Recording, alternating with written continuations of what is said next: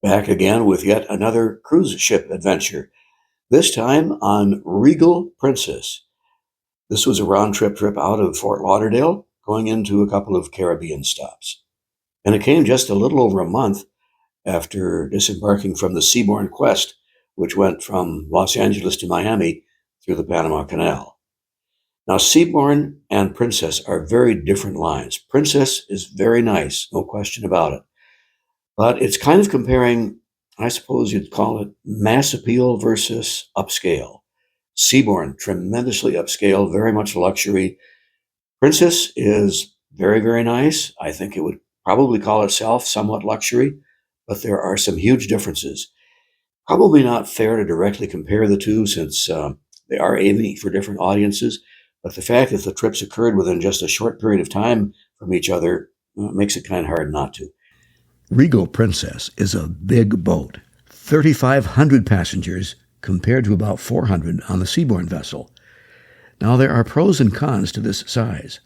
Sometimes Regal seems really overcrowded, especially on embarkation day and when people jam the atrium area waiting to go ashore. But even at the busiest times, you can almost always find a quiet corner here and there. Accommodations are pretty much what you'd expect at a nice hotel. The bed is comfortable.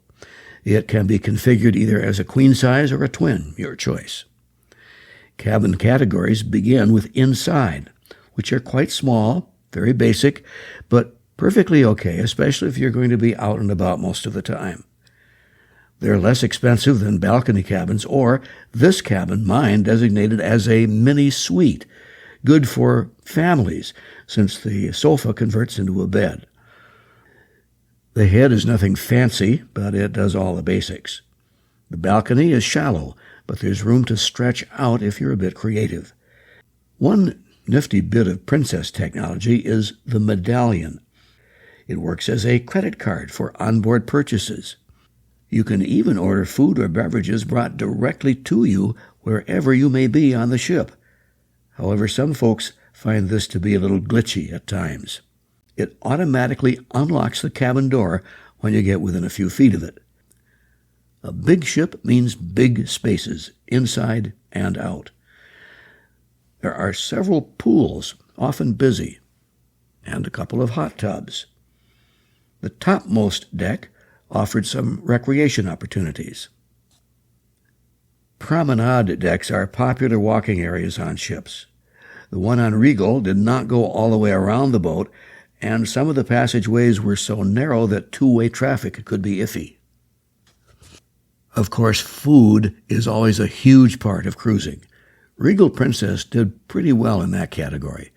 The buffet area in particular was huge, the variety of choices wide, featuring items from all over the world. If you couldn't find something to eat on the Princess Buffet, you just weren't hungry. There's also a specialty Italian restaurant. My group helped one of our members celebrate a milestone birthday.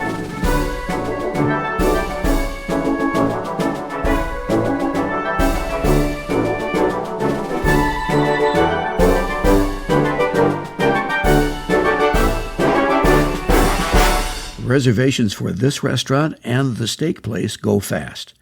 You'll also pay a cover charge of about $60 a person, depending on your fare package. And here's where the difference between the Seabourn and Princess business models is striking. On Seabourn, virtually everything is included. Princess lures you in with an attractive upfront price, then hits you up for extra cost packages like drinks and Wi-Fi.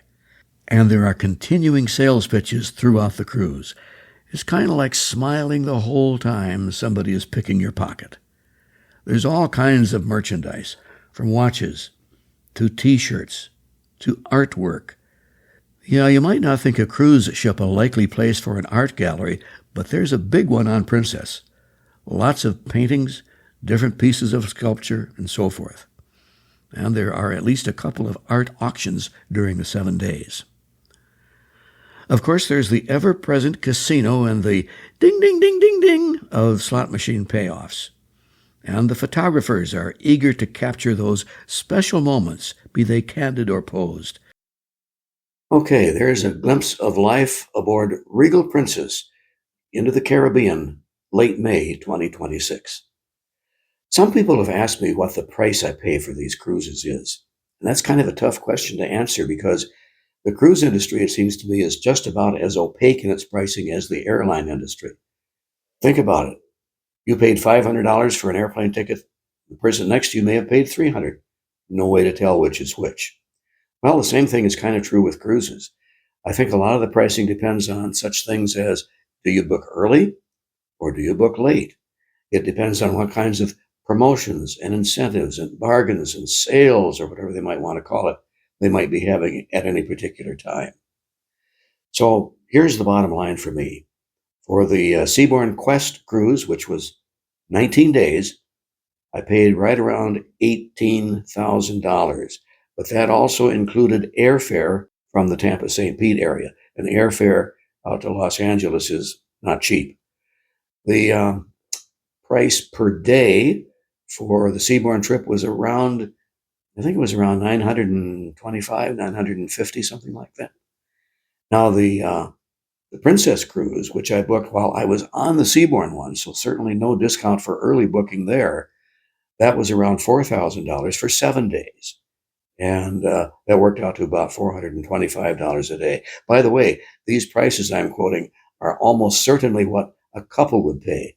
I paid the same thing as a couple, as a single traveler. That's just kind of the way they work it. Sometimes they have bargains for solo travelers, but usually a solo traveler can expect to pay what a couple would. Another factor to think about is, are you a newcomer to this particular cruise line? Sometimes they have incentives to attract first time travelers to that line. And sometimes they have incentives to attract return customers. It's all very confusing. Bottom line, I think both are great. Both the Princess Cruise and the Seabourn trip were wonderful. I don't think anybody would dislike Seabourn. I mean, sitting in the lap of luxury, how could you? But it's hard to dislike Princess too. The only thing I didn't like about it was the crowds, the number of people. But the experience was very pleasant. And I think the bottom line is, for me, I'm going to be back on both. How's that for talking through both sides of my mouth? Well, I don't think there's any such thing as a bad cruise ship trip. It's a matter of what kind of experience do you want, and do you go with the attitude of, I'm going to have a good time and I'm going to enjoy myself to the extent that I am able, and just do it and just have fun. Thanks a lot for watching. See you next time.